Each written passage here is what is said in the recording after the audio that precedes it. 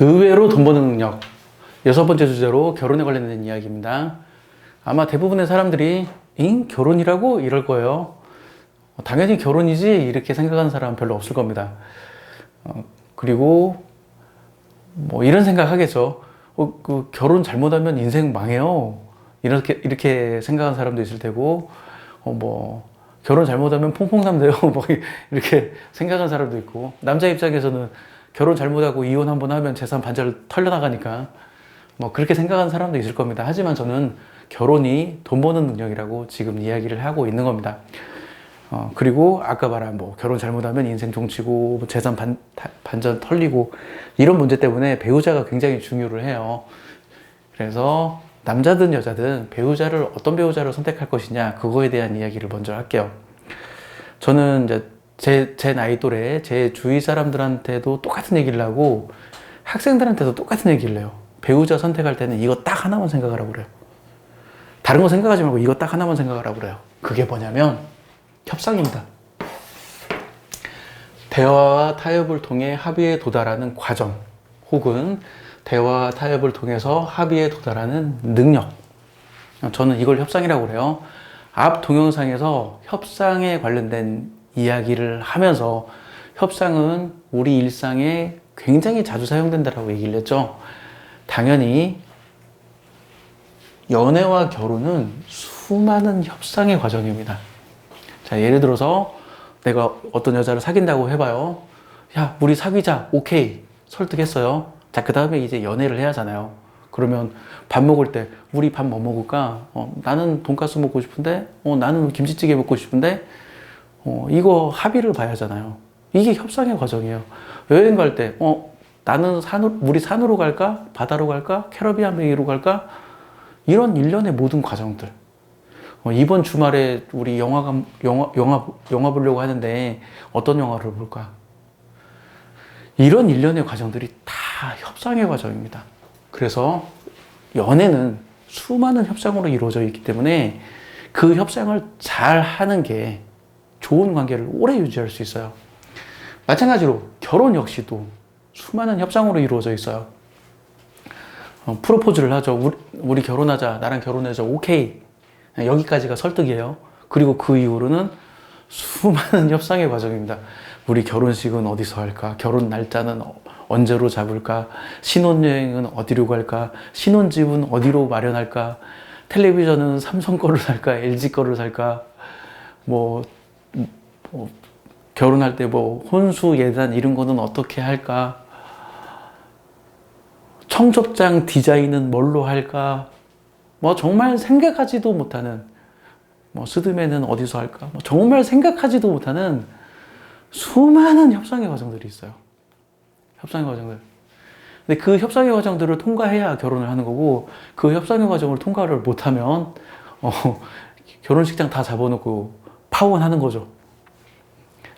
신혼여행 다 예약해놓고서나 파혼해버려요. 협상을 못하면 파혼을 해요.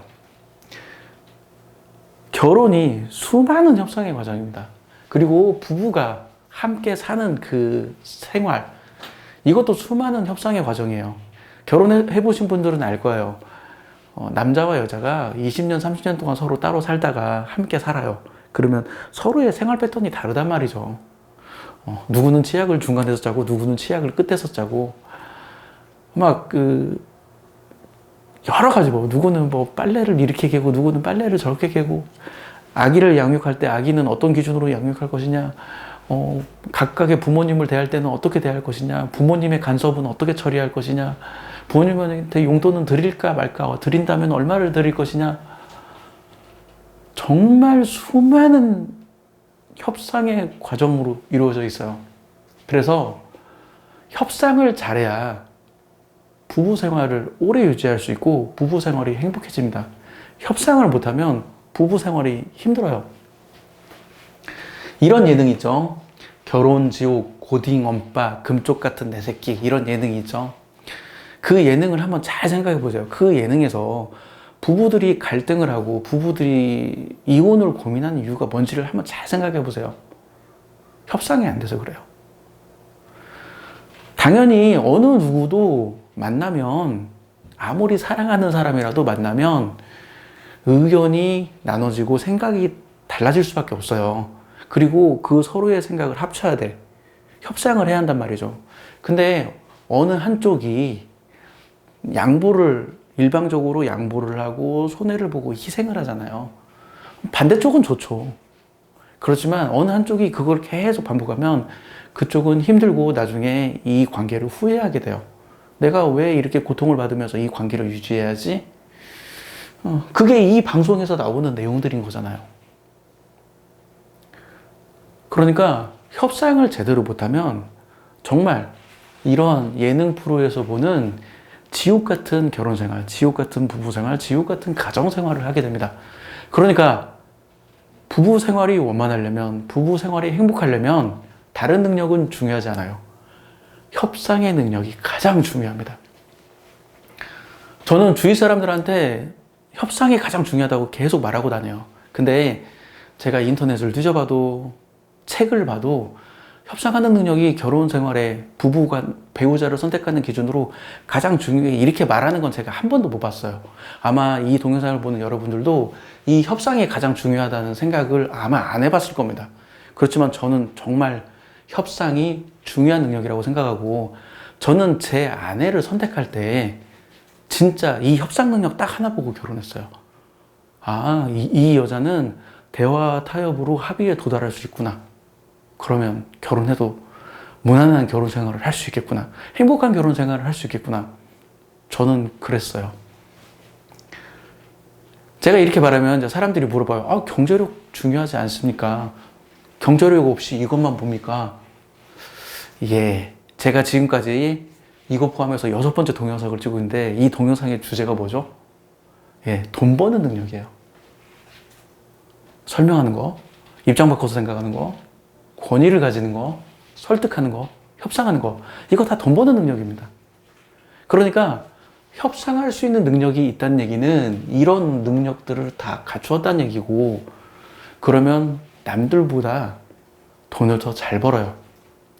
비슷한 능력을 가진 다른 사람보다 협상한 능력이 추가로 플러스가 되면 돈을 더 잘 법니다.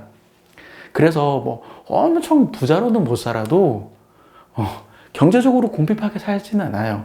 충분히 먹고 살 정도는 돈을 벌게 됩니다. 그래서 협상할 줄 아는 능력은 경제적인 능력도 거의 문제가 되지 않습니다. 그리고 이 협상하는 능력이 경제적인 능력이랑 또 굉장히 중요한 이유가 뭐냐면 부부는 의사결정을 둘이 합니다. 의사결정을 둘이 해요. 부부가 같이 하죠.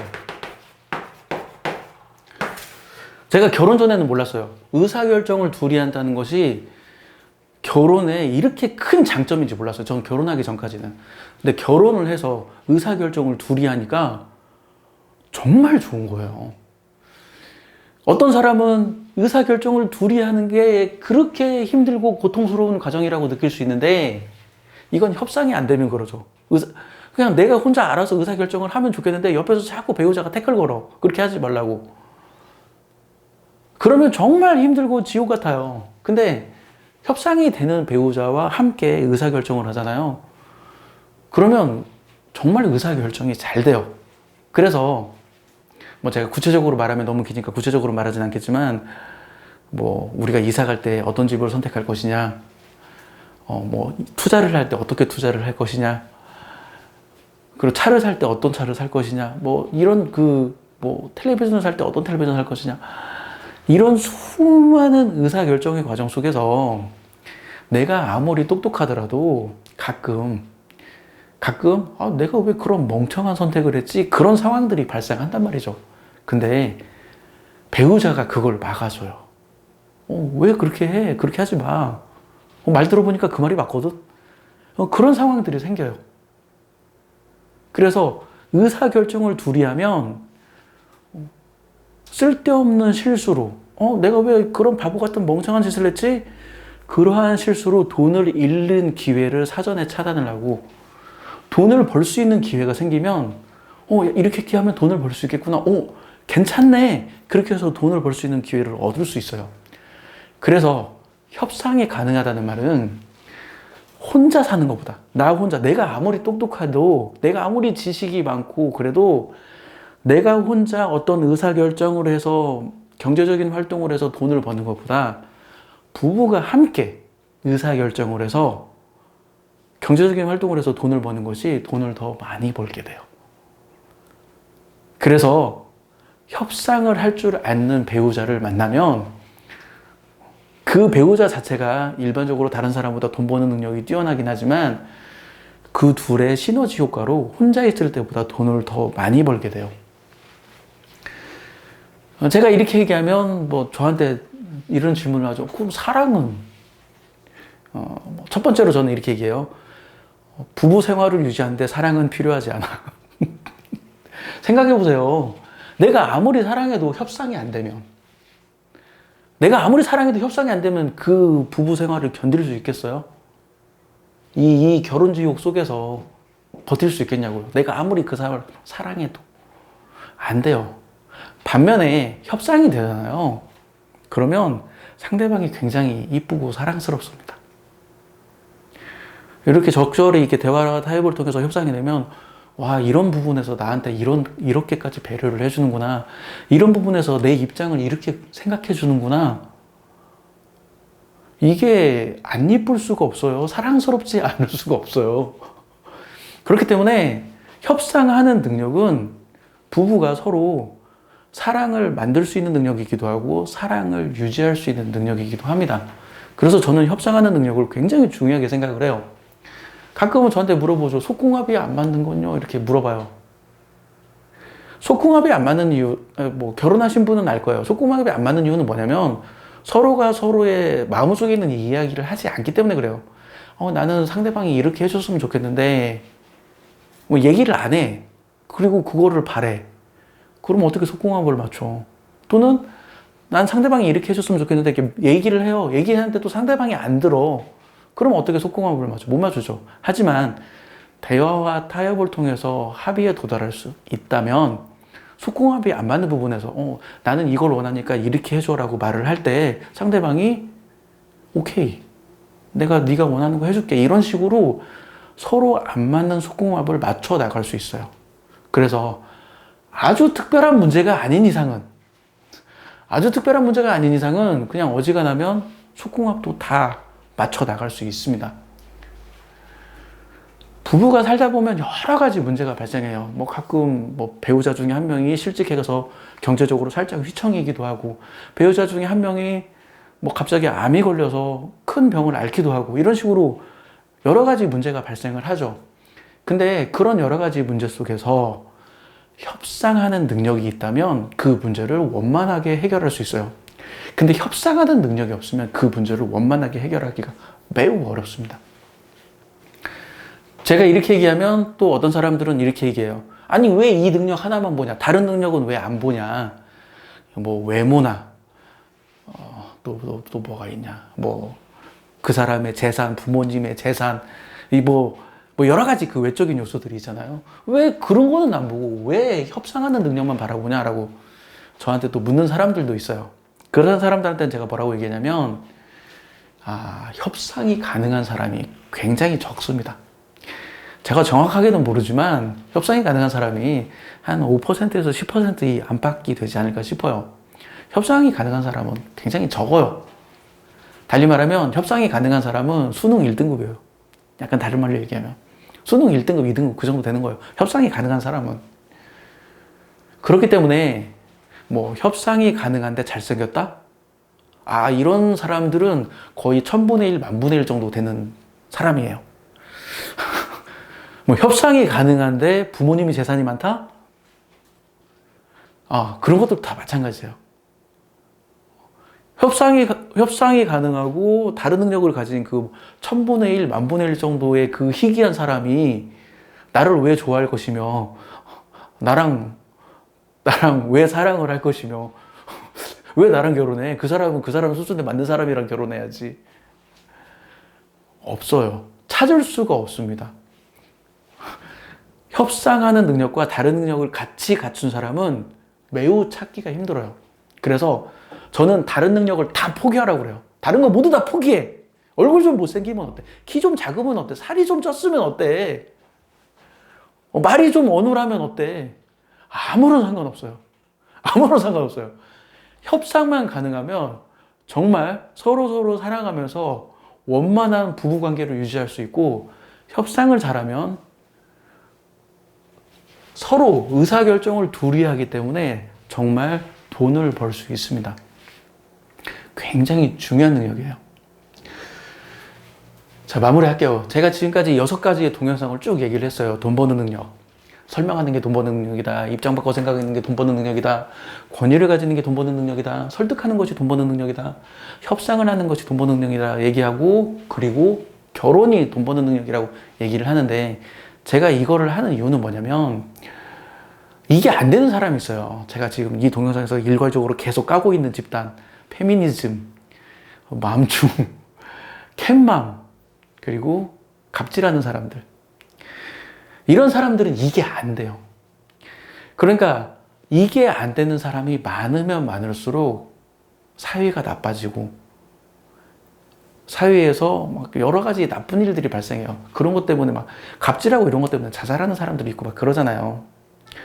그런 일들이 발생하고, 그리고 그런 것들 때문에 사회적인 비용도 발생하고, 그리고 그런 사람이 많으면 나도 힘들어. 나는 사람들과 윈윈하고 호혜적인 관계를 유지하면서 살고 싶은데, 다른 사람 입장 생각하지 않고 자기 입장만 고집하는 그런 사람이 내 옆에 많이 있으면 내가 호혜적인 관계와 윈윈하는 관계를 만들면서 살아갈 수 있겠냐고요. 나도 힘들다고요, 그게.